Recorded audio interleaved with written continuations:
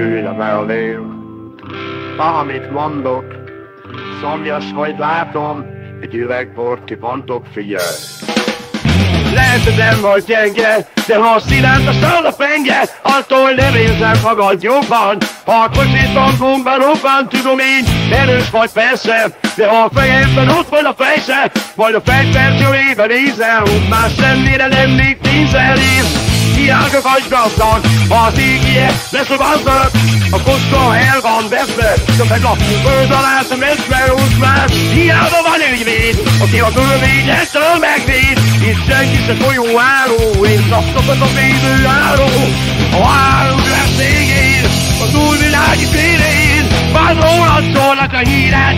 Beegant el a sajtó, aki a pokóra kíván jutni, annak balra a második ajtó. De ha Szentpéter szigetekre vár, de valaki vett az útja önnek, a Mennyországtól is a legjobb szolgáltatást nyújtja.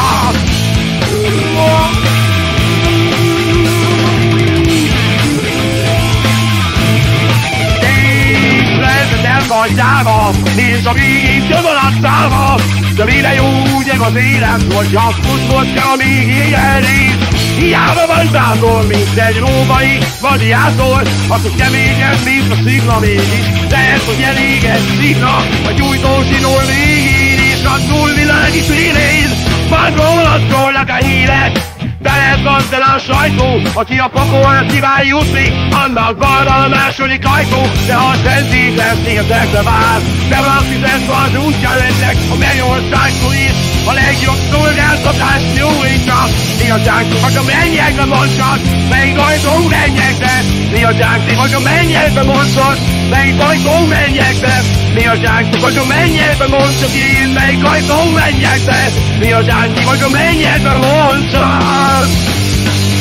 Emberek megnéznek, hogy az Isten a pénzlet, sorban nyíltak a bankok, és azt jelenti a rangot, hogy mennyire állhat az autót, megfogom el a rőd is, hogy meddig piros felbe kelli, a kocsiban a hangjelölt, a kocsiban a hangjelölt.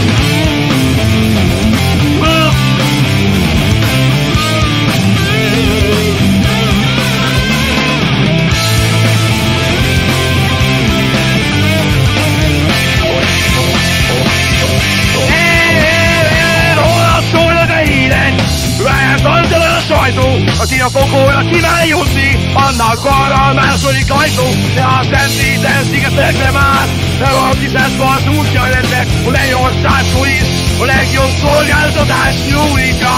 Miattánk vagy a mennyekbe mondsak, melyik ajtó mennyekbe. Miattánk vagy a mennyekbe mondsak, melyik ajtó mennyekbe. Miattánk vagy a mennyekbe mondsak, melyik ajtó mennyekbe. Miattánk vagy a mennyekbe mondsak, melyik ajtó mennyekbe. Melyik ajtó mennyekbe. Melyik ajtó mennyekbe. Melyik ajtó mennyekbe. Yeah! Valamit mondok,